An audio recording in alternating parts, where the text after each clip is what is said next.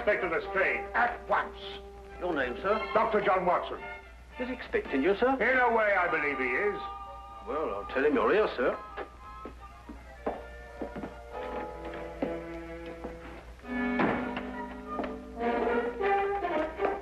You can go in, sir. Ah, Dr. Watson, I didn't expect to have the pleasure of seeing you again so soon. Will you kindly read that? What is it? Read it. Oh. Yes, sir. Oh. I think it's disgraceful, sir. Absolutely disgraceful. What? Yes, and I'm glad you're here so that I can tell it to you personally. Why, you and I both know that it was Sherlock Holmes who solved the Cunningham case. If it wasn't for his brilliance and his persistency, the facts would never have been brought to light. And I think it's scandalous, sir, that the newspapers should have given me all the credit and said so very little about his magnificent achievement. What do you think, Doctor? I absolutely agree with you. Eh? I'm glad you're on my side, Doctor. Why, of course. I'm so glad you've taken it that way. What does Holmes think? Oh, he doesn't mind. You know, he doesn't care who gets the credit. Oh, dear old Holmes, such a modest fellow. Yes, well, look, you must give him my kind regards. Yes. And tell him that, although I know he doesn't think anything about it, I intend to get the newspapers to get the facts straight. Well, that's very good of you, Inspector. What's Holmes doing these days? Well, the last time I saw him, he was playing about with a lot of ink smudges and talking about the prints that fingers make. No. Good old Holmes, always experimenting. Inspector Lestrade, sir. Yes, what is it? There's been a murder reported at the home of Lord Beryl. What, Lord Beryl of the Foreign Office? That's him, sir. I'll be right with you.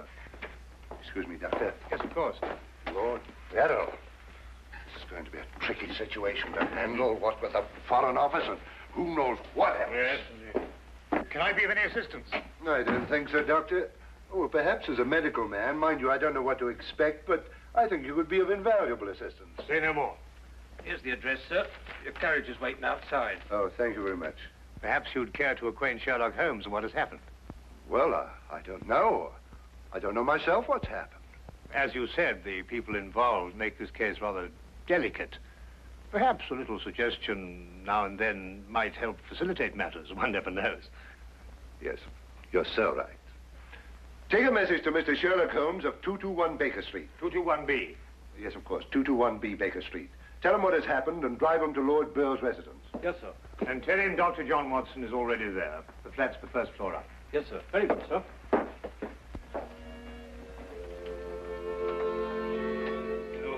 221B Baker Street.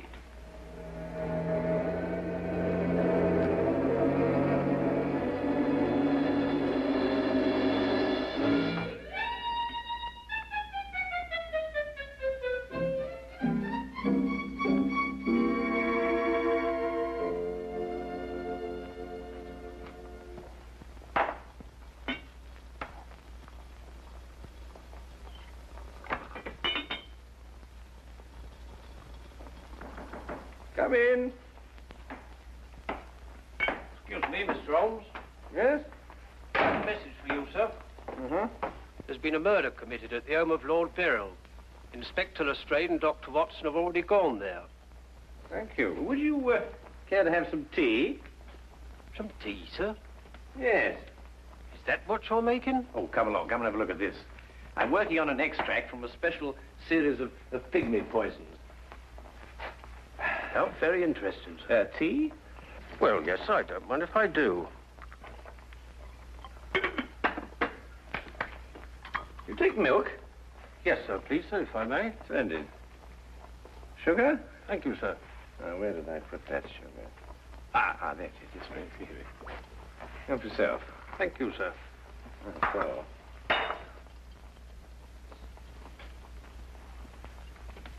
What's this you're doing here, sir? Well, I believe that certain poisons, if taken in the correct doses, can actually have beneficial rather than fatal effects. Now, that's very interesting, sir. Yes, isn't it? What's all this over here, sir? Oh, that? Oh, those are some tropical leaves. They were sent to me by a friend of mine who hunts in that part of the country. The essence, you see, passes through this tube, down here and across the table, and is condensed in that retort there. And what's that stuff in the bottom there? That's lime. That acts as a catalytic agent to combine the essence of the leaves with a dark, tar-like substance, which you can see at the bottom.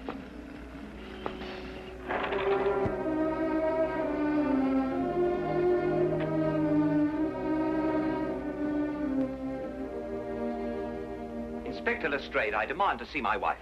You've kept me waiting half an hour, and now I should like an explanation. Of course, you're entitled to one, sir. You know that Karl Oberstein was murdered in your study. I was informed of that, and it is a tragedy, of course. But I still don't see that that is... Lord Beryl, your wife has confessed to shooting him. What? That's why I couldn't allow you to see her. We were taking her statement.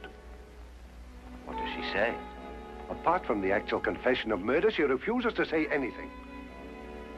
You may go in now if you wish, Lord Beryl.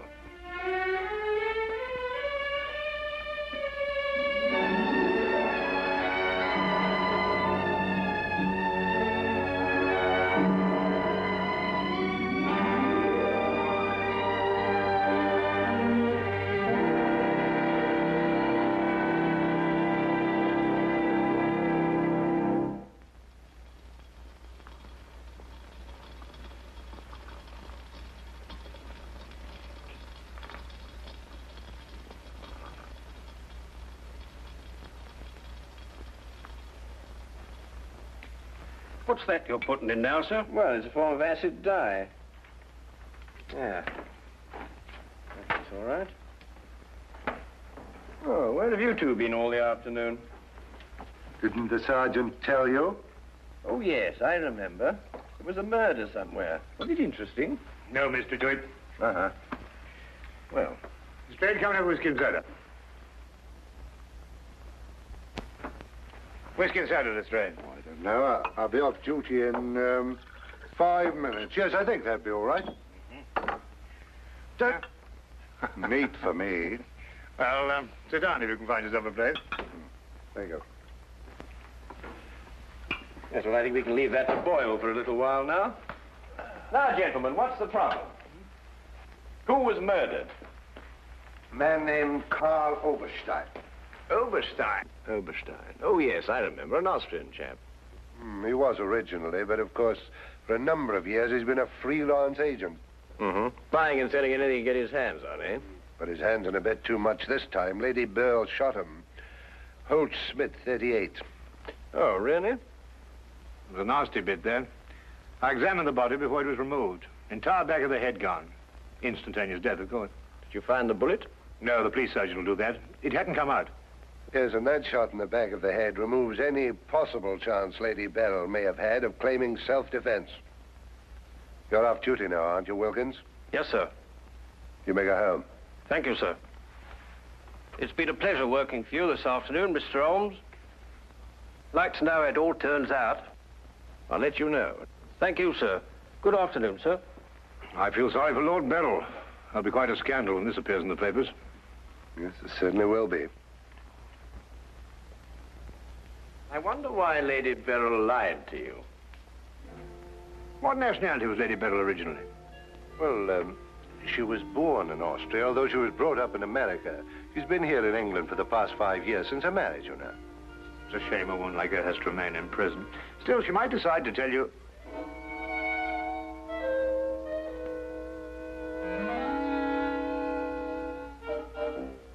What did you say? I beg your pardon? What did you say just now? I didn't say anything. Oh, yes, you did. You said, I wonder why Lady Beryl lied to you. Oh, that. Yes, what did you mean? Nothing, except, of course, that Lady Beryl didn't shoot this chap Oberstein at all. But she confessed to it. Nonsense. She didn't shoot Oberstein because Oberstein wasn't shot. His head was bashed in with a blunt instrument. The revolver you claim was the murder weapon actually belonged to Oberstein. She found it lying by his side and pretended she'd done it in order to shield her husband. She's no more guilty than you two are. Would you hold that like a good fellow, please? Would you please repeat that? Of course, it's as plain as a... Here, would you mind holding that? Oh, well, it's not plain to me. Well, you told me that Lady Beryl confessed to shooting Oberstein. But Oberstein wasn't shot. Just because you find a man with the back of his head shattered and a gun lying by his side is no reason to assume he's been shot. Thank you. You also assumed that the bullet had lodged in Oberstein's cranium because it hadn't emerged through the front. Now, any student of elementary ballistics knows that the greatest damage to the skull is on the opposite side to which the bullet entered. The point of entry is always clean. But the gun we found was an Austrian gun, and Lady Bell is an Austrian. Now, there's a logical bit of reasoning for you. Would you mind holding that, please?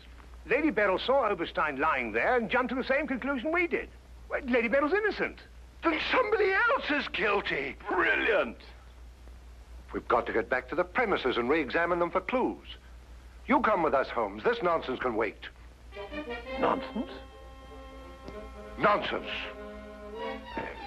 Nonsense?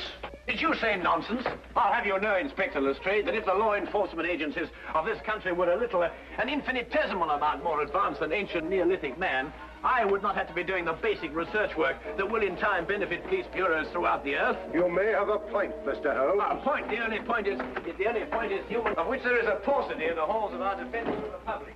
So do you really think so? I certainly do think so. And I'll tell you a few other things, Inspector.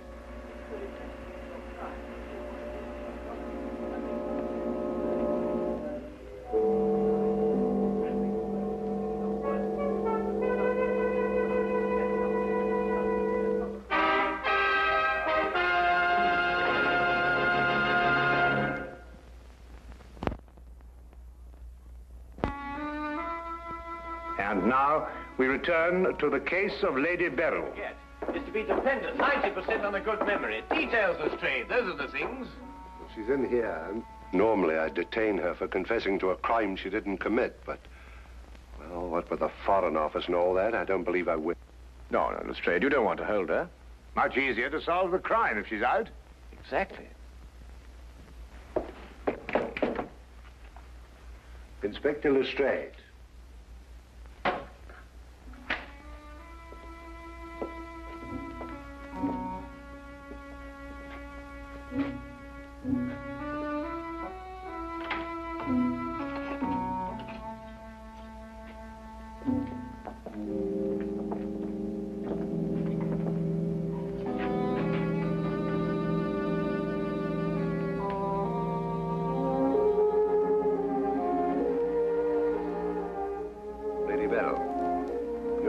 We're releasing you.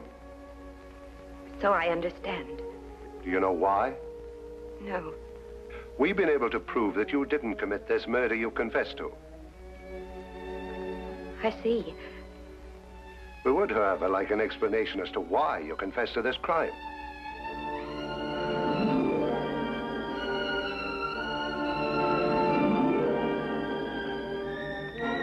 I prefer not to explain my actions, Inspector.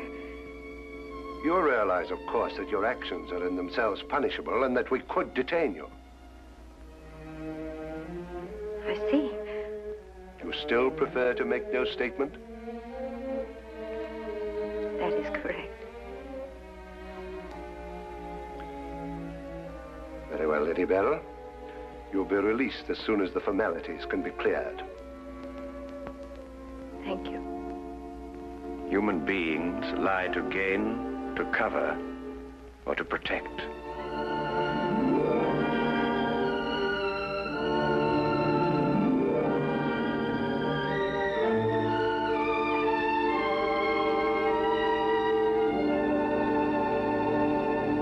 I don't know how to thank you, Mr. Holmes.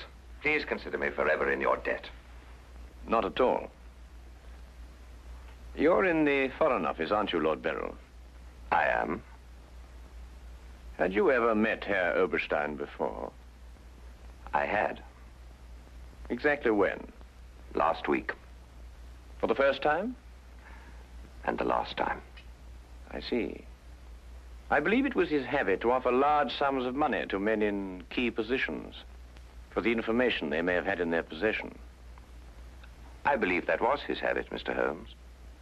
Thank you.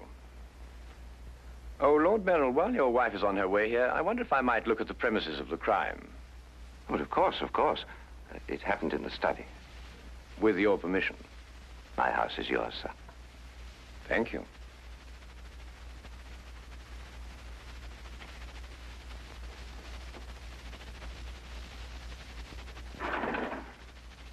Well, now, let me see. Karl Oberstein was lying about there. Of course, it's been removed. Yes, of course. I see you've cleaned everything up with your usual remarkable efficiency, Lestrade. Now, look here, Holmes. I didn't know there was going to be any mystery about this affair. Oberstein's head was here, Holmes, and his feet were there. Thank you, Watson.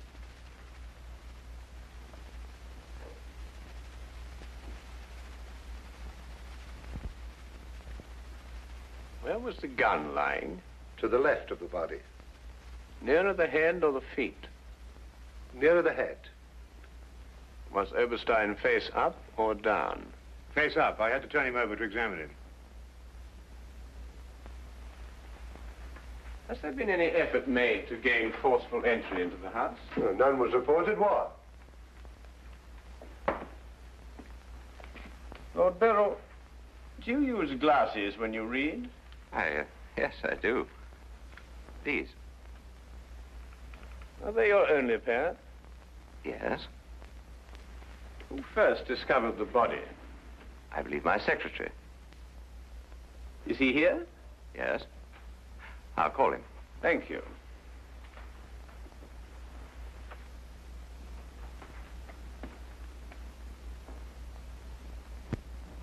Lestrade, where was Lord Beryl at the time you estimated the crime was committed?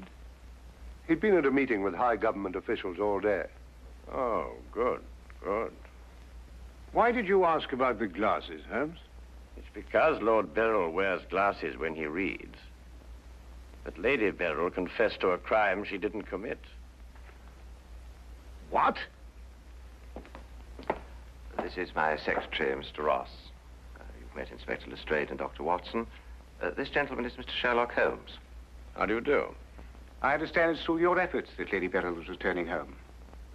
Partially through my efforts. I wonder if I could impose upon you, Mr. Ross. Of course, sir.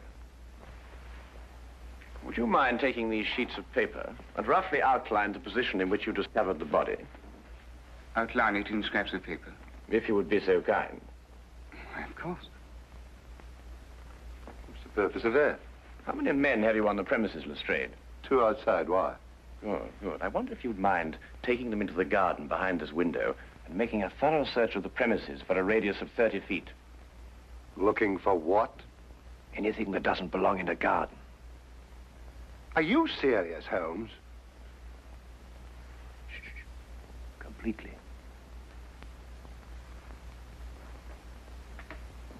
Let's count him out of our way. Have you examined your safe, Lord Beryl? I have, Mr. Holmes. All my papers are intact.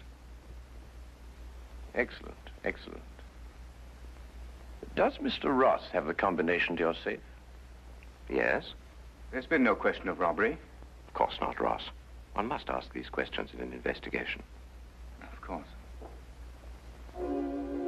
Good afternoon, Lady Beryl. Nina, my darling. How are you? I'm all right, George. Quite all right. You must rest. This experience must have been horrible for you. It's all right. It didn't last long enough to be too difficult. I don't know how, but Holmes has solved the entire thing. Has he really? Not entirely, Lady Beryl. Not yet. Do you expect to?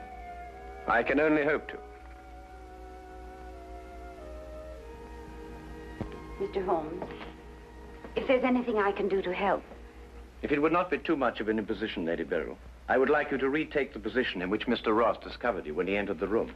Mr. Holmes, my wife has had a harrowing experience. Please consider her nerves at this point. You're forgetting, Lord Beryl, that your wife confessed to a crime she didn't commit. The circumstances are somewhat exceptional.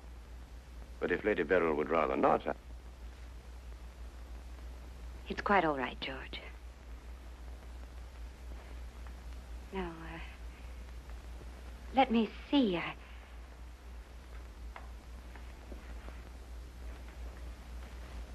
I was standing here.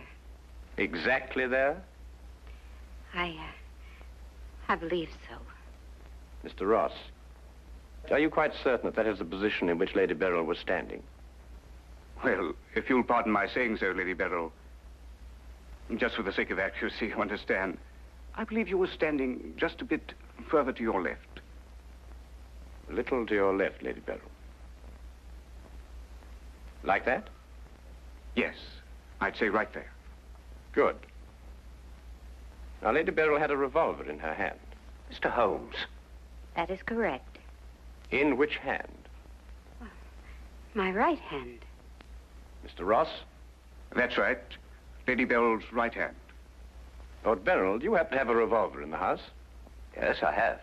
May I have it? I'm not going to ask my wife to... Yes, I am. If your wife has no objection. Of course she has objections. I have no objections, Mr. Holmes.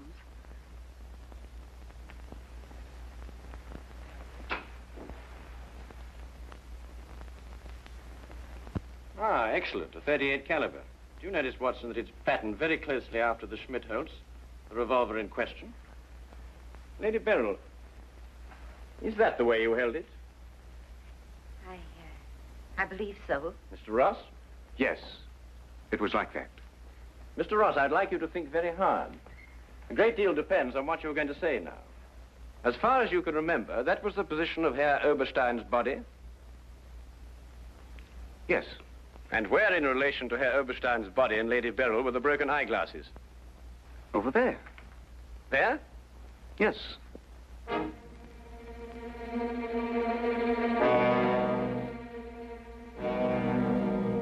Watson, were there any glasses on the floor when you found the body? Absolutely not. You're positive? Positive. That's right. I didn't know what I was saying.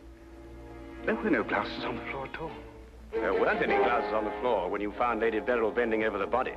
But there were when you sent Herr Oberstein crashing to the ground.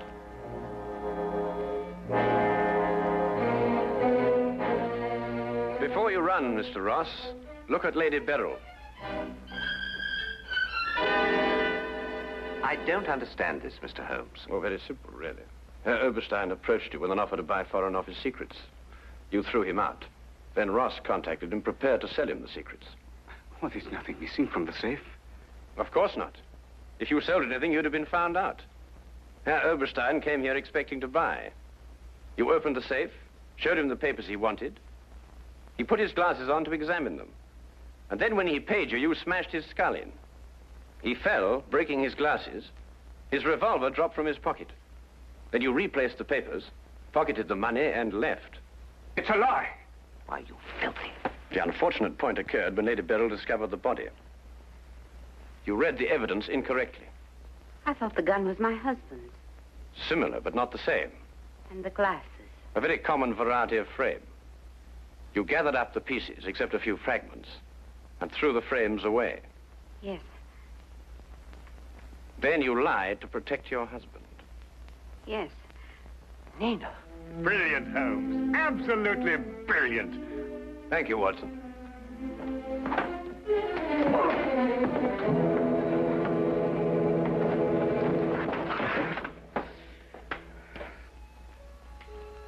My humble and very grateful thanks, Mr. Holmes. It's been a pleasure to help so brave and noble a woman. I'm still not quite certain what's happened, but I know we shall both be forever indebted to you.